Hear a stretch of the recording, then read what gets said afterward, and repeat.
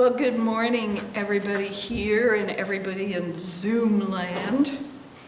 I am speaking today. I have two different topics, which is always interesting because we're starting a new journey through a booklet called Nurture, the 12 spiritual practices that help you grow your spiritual life.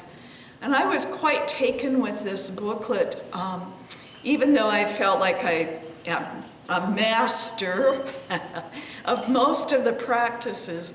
It still was a great reminder and an opportunity to take some of those practices deeper and use them in a more profound way, perhaps. So, but it's also September. And it is the month of looking at the power of order, the ability of order, and how we use it in our lives. But I thought I'd begin with affirmations, because that was actually what I began with when I first entered a Unity church a long time ago. I think I was maybe in my mid-20s, and I had started looking at spiritual practices without really wanting to call them spiritual practices. But a friend of mine brought me to Unity of Missoula way back when Unity of Missoula was renting space in the Radio Central building on East Main Street. Upstairs. And it was an interesting experience. I'd never been to a church that I felt really like I was at home. But for whatever reason, I began to feel that way at Unity. And I especially felt that way when I realized that Unity was the founder that did dial-up prayer. This just shows you how old I am. When I was in high school, we used to dial the dial-up prayer number and make fun of the person on the other end of the line with their positive affirmations and just giggle and hang up, you know. I don't know how many of you in your, sophisticated 20s or teens knew that, this whole idea of positive thinking was just, a bunch of BS. And that, there was no way it was going to work, and it was just silliness on the older people's part to try to practice it. Well, as I got interested in spirituality and was starting to be willing to look at how I could improve my life and get myself out of the misery that I was in with failed relationships and a divorce and trying to raise a daughter on my own, and not being very happy in my job, not having enough money, all those things that weren't really working. I discovered Unity, and I discovered the idea that we could indeed use positive affirmations. So I tried it. I did it. I tried it in particular with a failed relationship that I was feeling heartbroken over, just totally devastated. And I started, whenever I think about the failed relationship and how sad I was and how awful it was, and I didn't deserve this and blah, blah, blah. When I finally would catch myself, I would say, nope, I am going to affirm something different. And so I'm reminded of that old, I am loved, I am good enough, I'm, et cetera, and I deserve better than this. I also used a release statement. When I said, I love you, the fellow's name, I bless you, I release you to your greater good and me to mine. And I would say this over and over and over again, which is the key to affirmations. You need to say them over and over again because they're creating a track for you in your mind. In fact, this month's Unity magazine, or I guess it's last month's magazine, says it's the words that make a difference. This is Bruce Lipton, PhD. The cutting-edge mind-body scientist wasn't referring to people, but to outcomes in scientific experiments. He talked about being a young graduate student evaluating culture medium used to grow cells in the lab. He was doing stem cell research in the 1960s. The first day I did my cell culture and put it in the incubator, he told me. And my boss said, when you come back tomorrow, if the cells don't look good, it's not because there's something wrong with the cells, it's because of the culture medium. The next day, the myeloblasts, embryonic muscle cells, Lipton had put in the culture, now looked like adipose cells, which store fat. Soon after, he found that under different circumstances, the myoblast cells would turn into fibroblasts, cells that make collagen. Each time he changed the medium, the cells would transform. It was the environment of the cell, he realized, not its DNA, that controlled the cell's fate. So, by using affirmations, we are changing our environment of our own cells, our own bodies, our own fate. And the more that we are willing to open ourselves and believe, though it also says in other places, you don't actually have to believe when you're first starting to use the affirmation. You just use it. And eventually by repeating, I'm good enough, I am well, whatever your chosen affirmation is, that creates a new positive track for thinking in your brain. So Linda Martella-Whitsett says, what is an affirmation? An affirmation is a declaration of spiritual truth, supporting us in the same way an anchor holds a boat, steady in its position in the water. An affirmation is a claim on truth, our demand to truth to establish itself in mind and heart. An affirmation is not wishful or magical thinking, and it is not a prediction of how things will turn out. Rather, it is a statement of what is true here and now. A good example of an affirmation is our opening song, I am so blessed. Because this is the truth. No matter what we may think in our little ego mind, right here, right now, I am so blessed, and I am so grateful.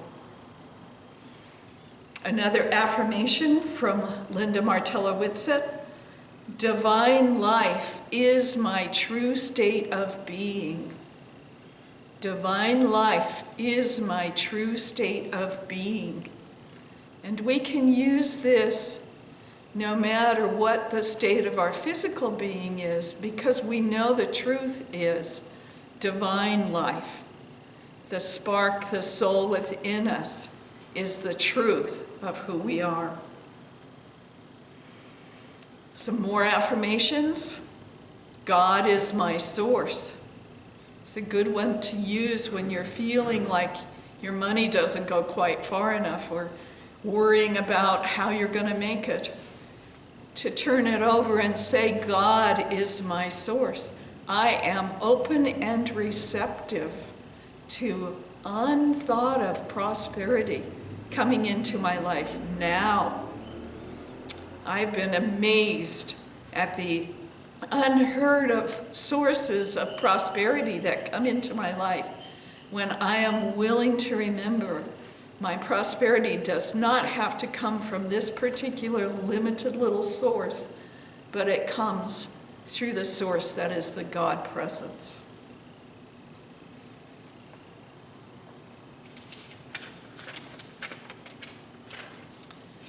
As we speak these affirmations, several people that I read told me you should speak them out loud and often. That's the best way to get it. So you hear it, you see it, you feel it in your heart. And after a while, it becomes ingrained in you to know, so that when that negative little self-doubt starts creeping in, you can respond with whatever affirmation works for you. A favorite one of mine I've used a lot is, I am one with thee, O thou infinite one. Just allows me to return to that presence, that spark that's within me. And to remember indeed the truth of my being. Now, how do we tie affirmations to order? I realized that when I started using affirmations, it was because I was willing to make the change. I was willing to leap from the negative self-thinking, the negative talk that I've been practicing for 25 years or more, into a new way of thinking about things. And I was willing to put God first. Even though I may not have wanted to call it God or Holy Spirit or Jesus or any of the names that didn't fit for me at that point in my life, I was willing to recognize that there was a force greater than my little self. And that force, as Maggie Jobst used to say, you can even call it peanut butter, if you want to. It's just a greater, something that works that's not within your ego mind. As I was willing to put that belief and that trust in something greater than the little me, I was putting things in my life in order. I was willing to acknowledge that I was a part of that presence, and I wanted to put that presence first in my life. I wanted to find the order that comes when indeed we trust and we follow the guidance that comes to us through prayer and meditation. Charles Fillmore, our founder, was the one who decided which of the disciples were going to represent which of our 12 spiritual abilities. And we have another man who was active in Unity in the 70s who tied the spiritual abilities to colors. And then one of our ministers in the early 1990s, B.R. Line, added women to the disciples, so that Unity of Missoula has taught for a long time, every month, tied the particular ability or power of the month to a disciple, according to Charles Fillmore, and to a woman from the Bible, according to B.R. Line, and to a color. So the disciple this month is James, the son of Alphaeus, and the woman is Rebecca. Now, if you go to Charles Fillmore's Metaphysical Bible Dictionary, he tells you where to find the disciple in the Bible. When I looked it up, I really didn't see much of a connection between James, the son of Alphaeus, and order. And I certainly didn't see much of a connection for Rebecca and order. And so I did a little more digging. Finally, I found, I think it was in Paul Hasselbeck's book, that Charles did not necessarily start first naming the disciples and aligning them to the power, but instead some of them seemed kind of arbitrary. And I thought, well, that explains that, because there's like only 2 lines in the Bible that I could find that talked about James, the son of Alphaeus, at all.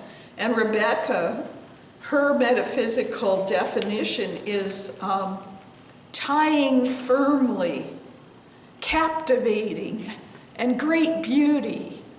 And I thought, what? She was the daughter of Bethuel, the wife of Isaac, the mother of Esau. And Charles Fillmore says, through the inherent love of the harmonious, thousands are blessed. Faith and obedience bring joy, and spiritual joy links man with the beauty of nature. Okay, well, maybe there's a little order in that faith and obedience bring joy, and spiritual joy links man with the beauty of nature. So Rebecca was absolutely captivating and stunning. And it turned out, I finally found it on the internet, in a book about the Jewish women of the Bible. I looked up Rebecca. And it turns out Rebecca was actually one of the most powerful female figures in Genesis.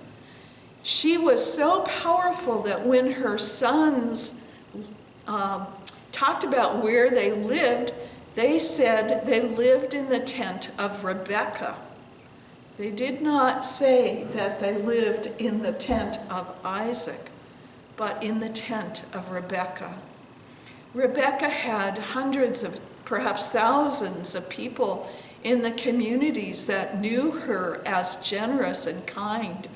Also very much tied to her husband. She was very obedient, and all those qualities that in the Old Testament were attributed to very, moral, upright women. So she was known for her beauty, for her kindness, for her just grace and willingness to do what she needed to do. But she was a pillar of the community, which I thought was very interesting. Did she use order? I'm sure she did somehow, to keep the camels in line and the sons in line and the husband in line and everybody willing to cooperate and get along together. Yeah, we sometimes have to use order. We have to do it to keep balance in our lives. I was,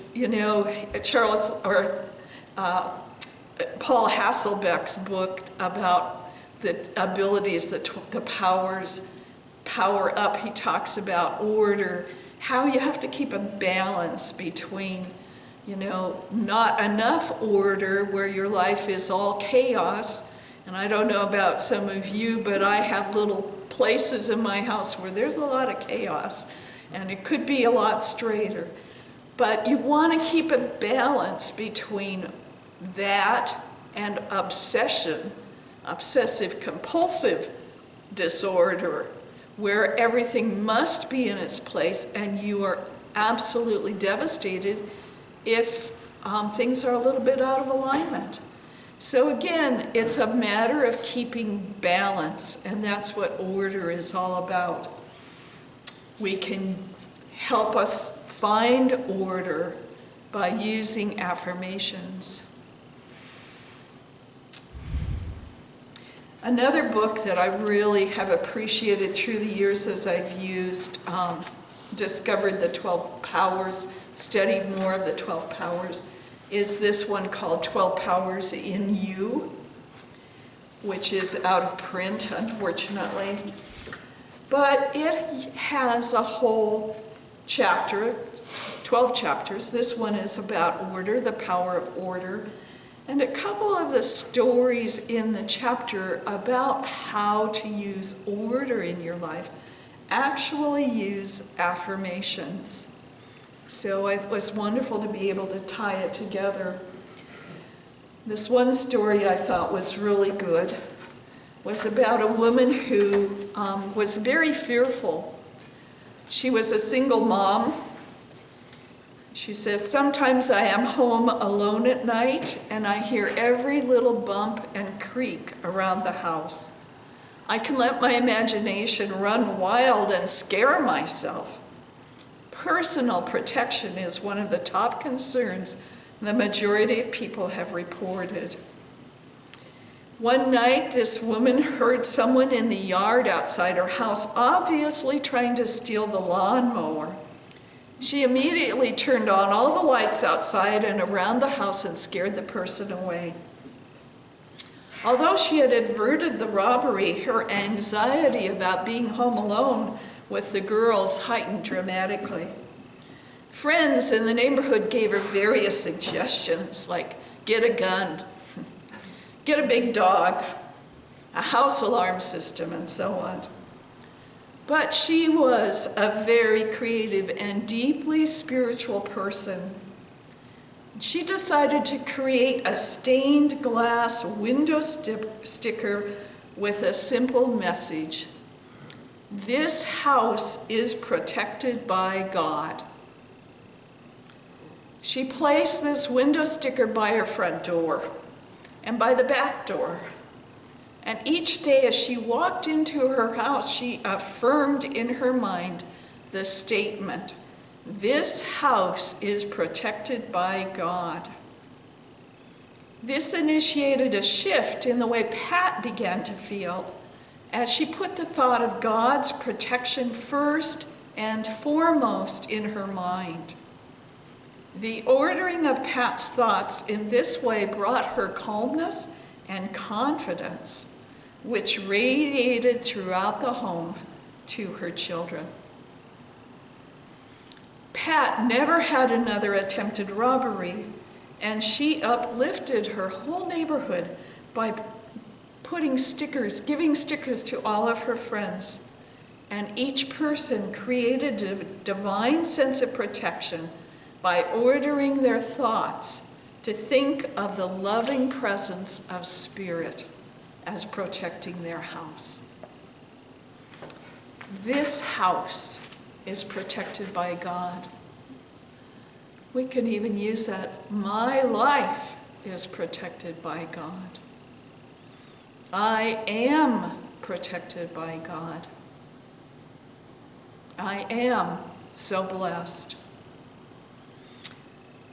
And finally, I want to end with one other little story, because I realized that sometimes we may think we're on a really spiritual path and we're doing all this work and using affirmations, and yet our actions may be belying our intentions.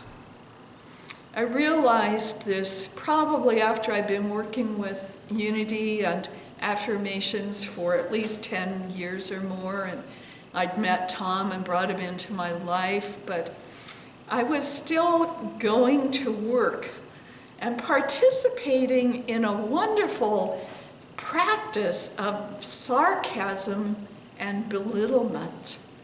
Not necessarily with the people that I worked with, but with them as we belittled and used sarcasm to talk about other people out in the world. Or perhaps even to criticize our own husbands or our partners, or worst of all, our children. And I finally, I don't know what made the difference. Something clicked for me. And I said, hey, I am really not practicing the spiritual path I want to practice when I participate in this sarcasm, these snide remarks about politics or whatever else it was that I was doing on a daily basis. And so I made a conscious effort to, instead of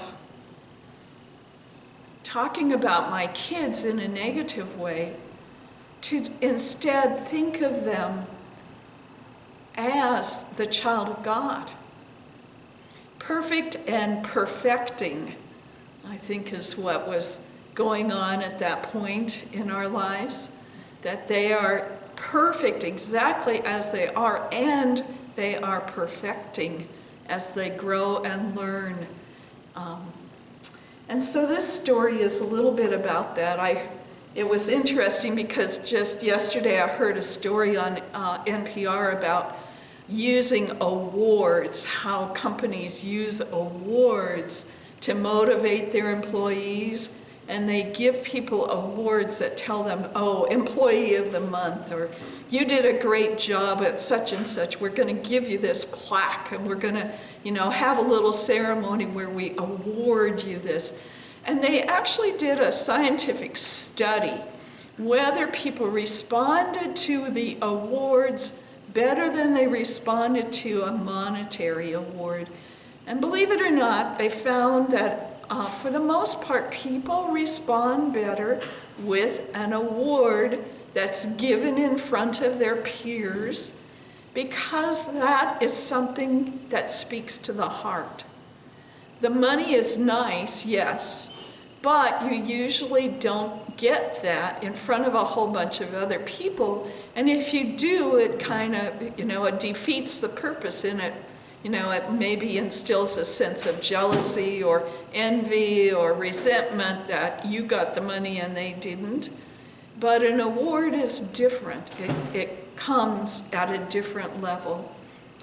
So anyway, this teacher in New York decided to honor her high school students by telling them of the difference that they made.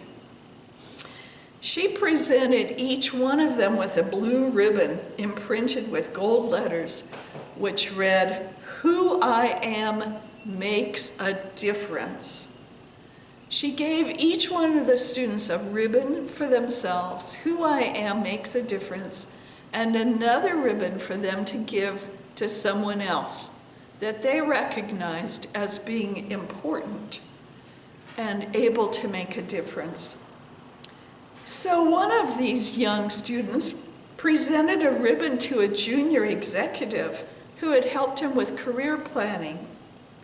The junior executive decided to give a blue ribbon to his boss, who was kind of a grouchy fellow. He surprised his boss with the ribbon and put it on him, praising him for his astute qualities. This made the boss feel important, that he mattered, and that people cared about him. He was given an extra blue ribbon with the request that he pass it along to someone else who would also be affirmed by receiving it from him.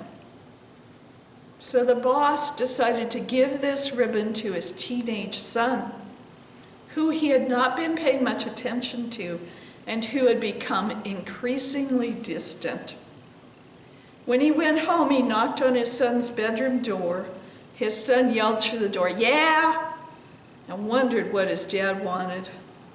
The father came in and said, "Son, I've been really busy and occupied with my work and other things. I know I yell at you about your grades or your messy room, and I haven't given you the love I feel for you, and I want you to know that you mean a lot to me. I want you to have this ribbon because you really do make a difference in my life. You're a great kid, and I love you." The startled boy began to sob and couldn't stop. His whole body shook. He looked at his father and said through his tears, "I was planning on committing suicide tomorrow, Dad, because I didn't think you loved me. Now I don't need to."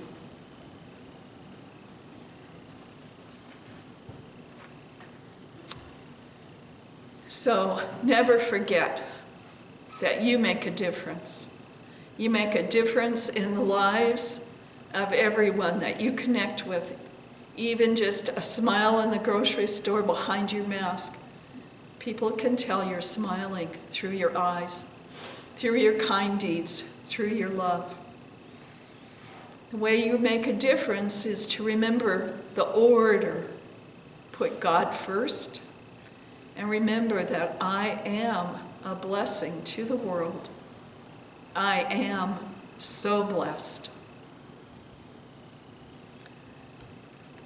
So let's take a few moments and just focus on, again, I am so blessed. I make a difference. I invite you to become still and comfortable, to breathe,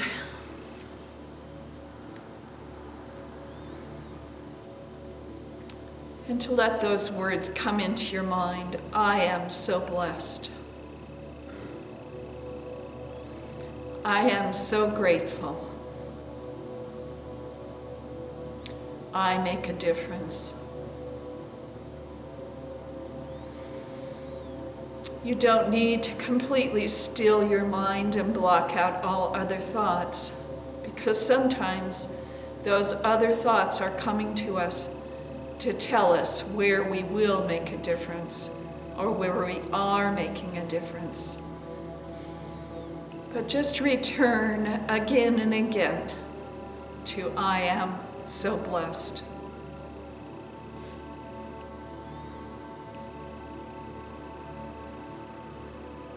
I am so blessed. I am so grateful. I am so grateful for all the opportunities I have been given to make a difference. I may feel I am not enough, or I haven't done enough, or there's more I should have done or could have done. But remember indeed that you have been given the opportunity and done what was needed to do, and you release the rest, knowing that the Spirit within and without of you will step in. I am so blessed. I am so grateful. I make a difference.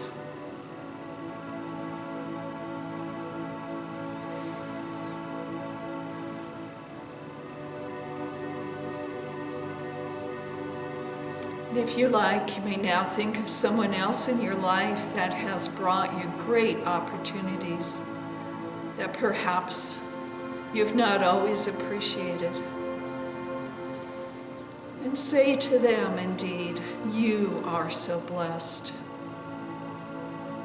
I am so grateful for your presence in my life, and you have made a difference to me. I am so blessed.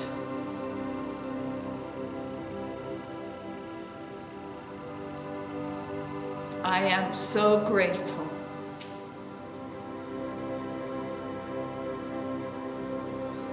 I am so blessed. I am so blessed for all that I have. I am so grateful.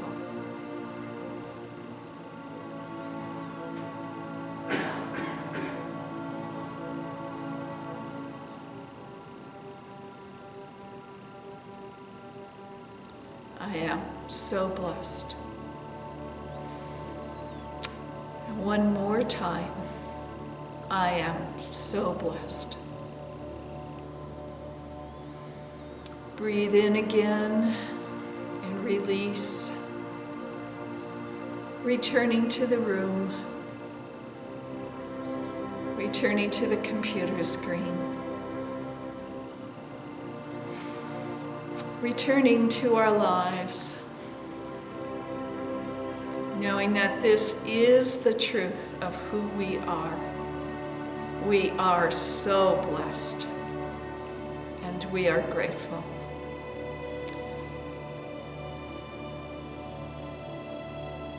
Thank you so much for listening, participating,